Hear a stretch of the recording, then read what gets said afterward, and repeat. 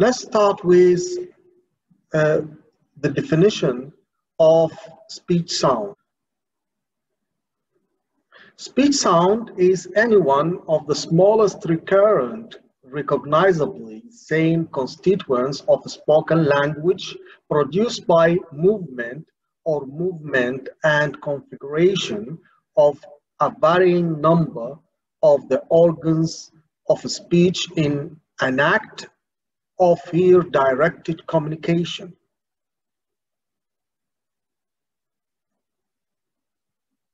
We have some other definition, which is about form. And form is a speech sound that considered as a physical event without regard to its place in the sound system of a language. A phoneme is any of the abstract units of the phonetic system of a language that correspond to a set of similar speech sounds, such as the velar k of cool and the palatal k of keel, which are perceived to be a single distinctive sound in the language. How many sounds are in English? In English, there are 44 speech sounds. They can be classified in two main types of sounds. The first type is consonants, and the second type is vowels. Consonants are the sounds that are produced with complete obstruction to the airflow. To make speech sounds, we must obstruct the airflow in some way. We obstruct the airflow by making one or more obstructions or strictures in the vocal tract, and one place where we can make a stricture is in the larynx. Here, right? By bringing the vocal folds close to each other. All consonants are produced by entirely or almost entirely stopping the air stream coming from the lungs.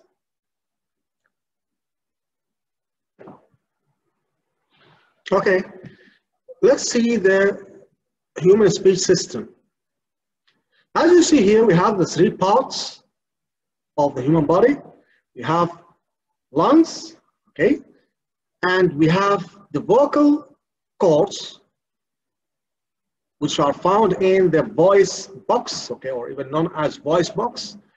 And also we can see the vocal tract, which include two important cavities, let's say, or two important tracts. The first one is the oral cavity, and the second one is the nasal cavity.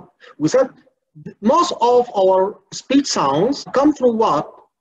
Through our oral cavity. Through our oral cavity. Okay? And the rest of them will come through what?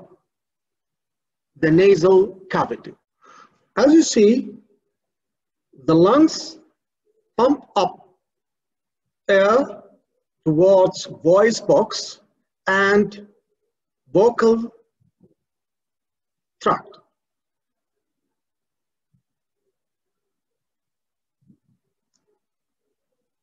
Then the voice box here, which include what? Which include the vocal cords, vibrate. Find the two forms, okay? Think of the elastic, yes, muscle, okay? We think of them vibrate, okay? Vibrate to form voice. And the vocal tract, which include the cavities, the nasal cavity and the oral cavity, resonate voice.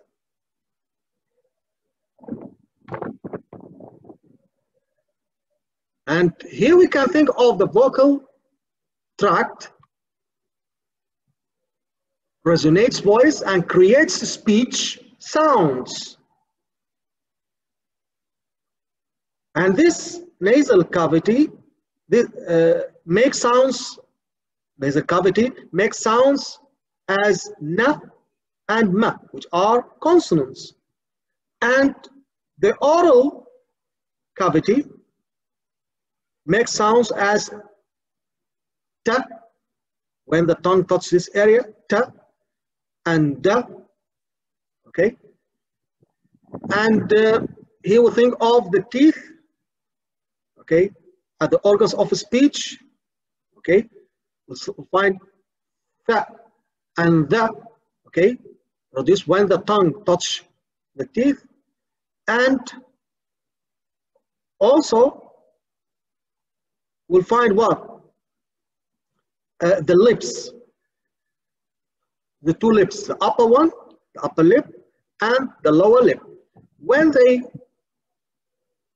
make this form, okay, this, we'll find sound as pa, and pa will be produced. Pa. So there will be some stricture or obstruction, okay, that make the air be sound, okay, sound form.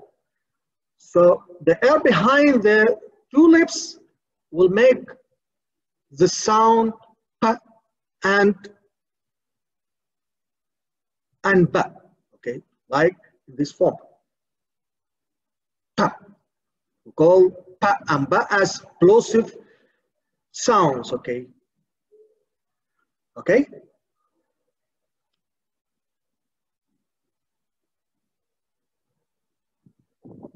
Consonants, when we almost completely stop the airstream, we force it through such a narrow opening that the airflow at that point is turbulent and noisy.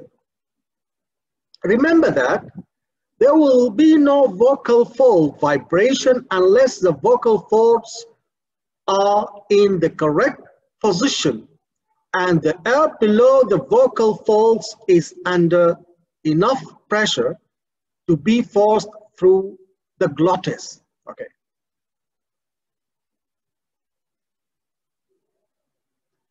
So let's see the vocal folds or vocal cords. Okay, mean the same thing. Vocal folds or even vocal cords. Okay, they are found in the voice box, okay, in this shape.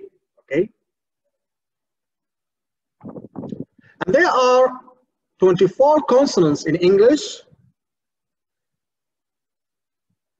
Some consonant sounds have the same written form of the English alphabetic letters, as in pa, similar to P, pa, similar to B, as letter ta, as in the letter T, da, the form of the letter D, ka, K, ga, G, ma, as in the letter M, na, as in the letter N, and fa, as in the letter F, and va, as in the form of the letter B, sa, sa, as in the letter S, z, as in the letter Z, and la, as in the letter L, and r, or r, as in the letter R, and h, as in the letter H, wa, as in the letter W, and ya, ya, this is ya, as in the form of the letter J, but this sound is different. It's ya, not ja, ya, okay? Also, we have some other consonants have different written forms. They are different from the alphabetic letters of English. So here we have this one, for example, is pronounced as th, th, th. So the tongue touches the upper teeth, th. This one is the. Also, the tongue touches the upper teeth. Okay. This one is sh, sh. Mostly as what? S plus H. Pronounced as sh, sh in this way.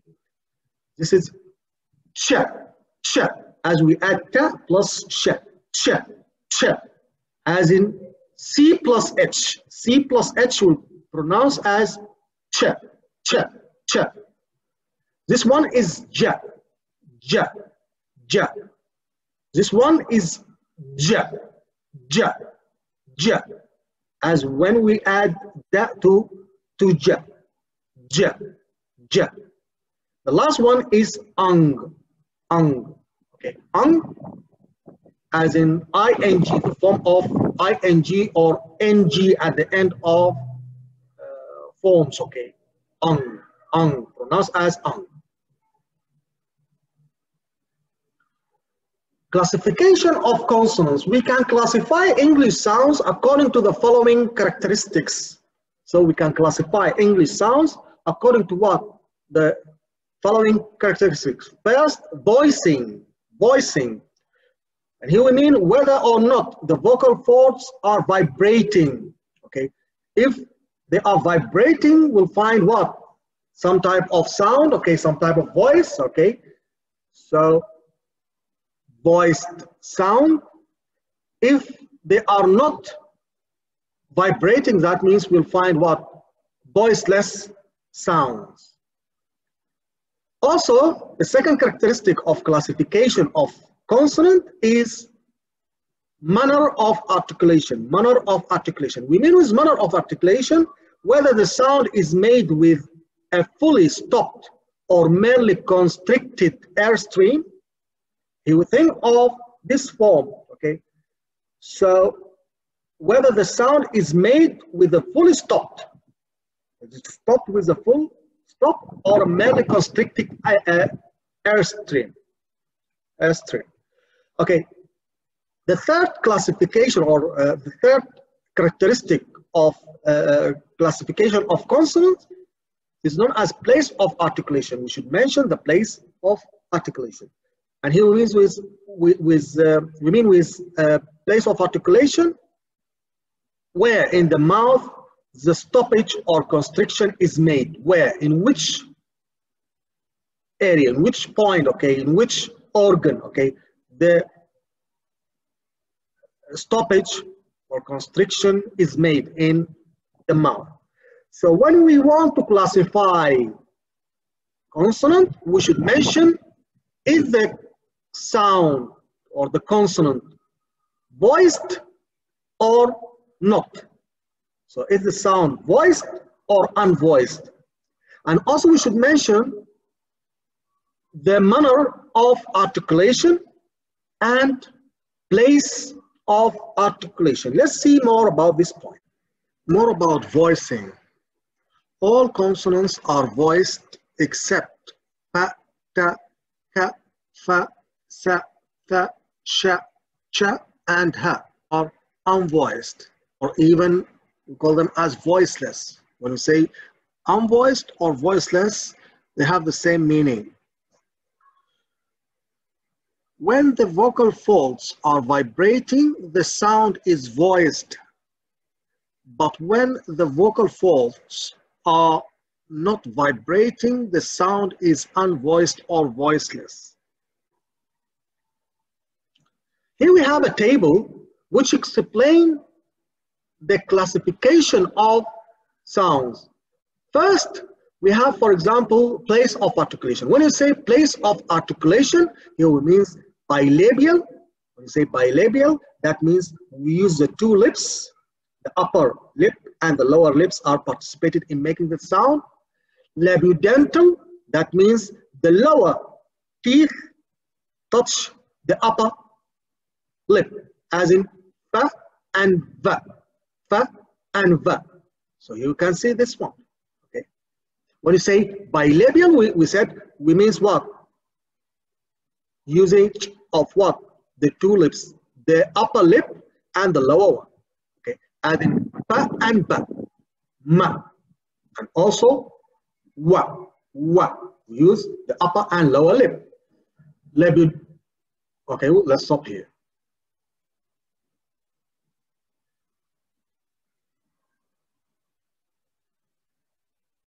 Okay, let's study this table here. As you see, this part will find what? The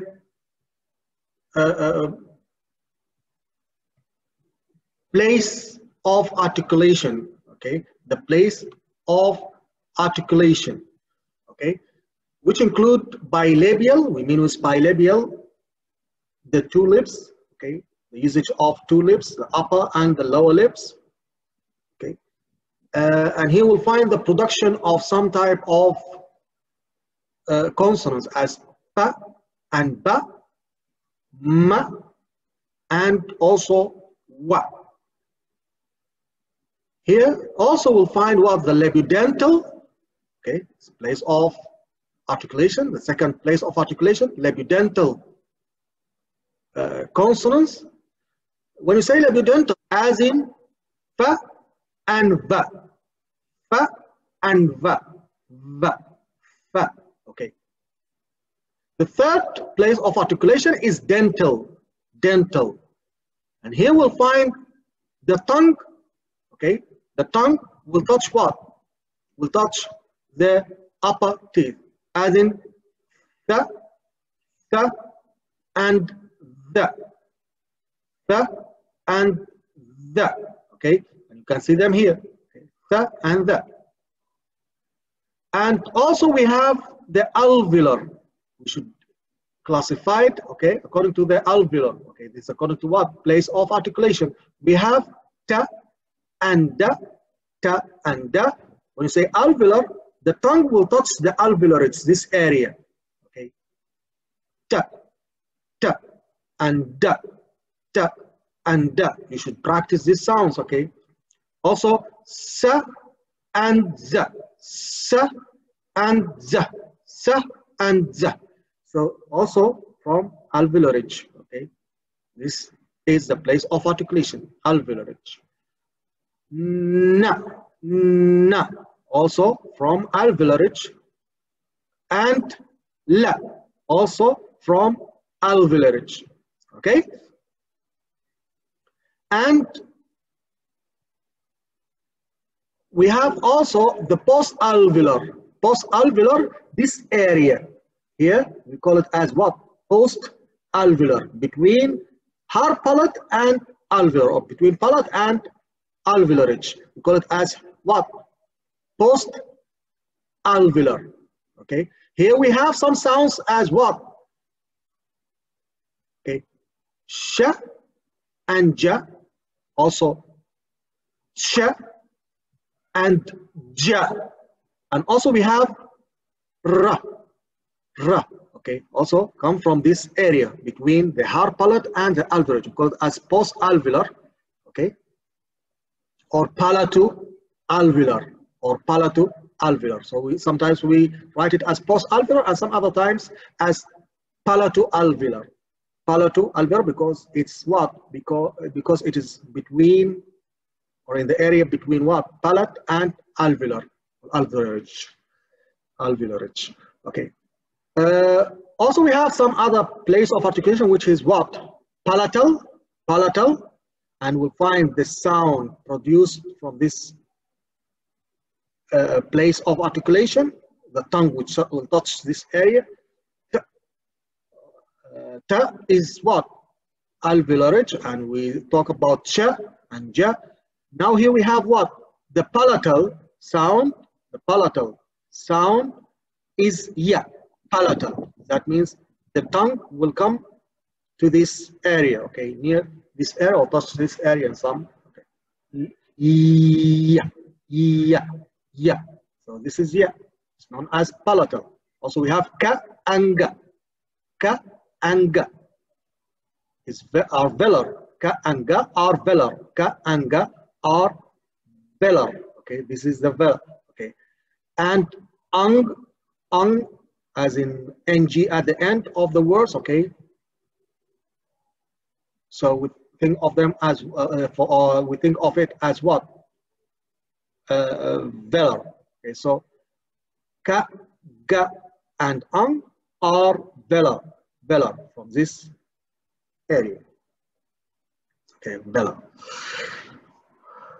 And the last place of articulation is glottal, which connected with glottis. Okay, glottis, as in h, h, h, h. Okay, so h here is glottal. According to the manner of articulation, here we have plosive, or when we say plosive sounds, we means sounds like pa and ba, ta and da, and also ka and ga. We call them as plosive. Fricative, fa and ba, tha and da, and sa and za, and also sha and ja, and ha. All of them here are fricative.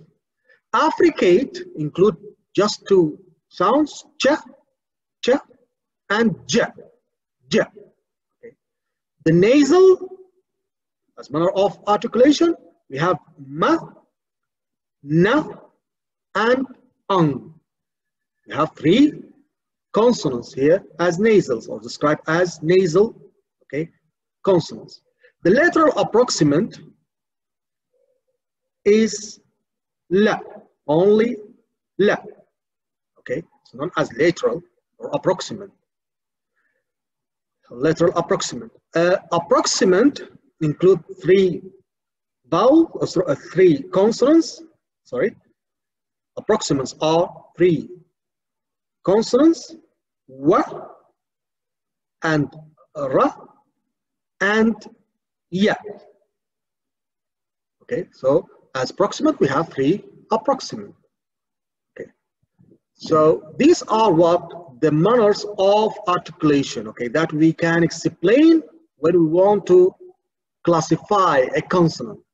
So we said that we should start with what? Place of articulation, and then to mention the manner of articulation, and then we should tell if the sound is voiced or voiceless.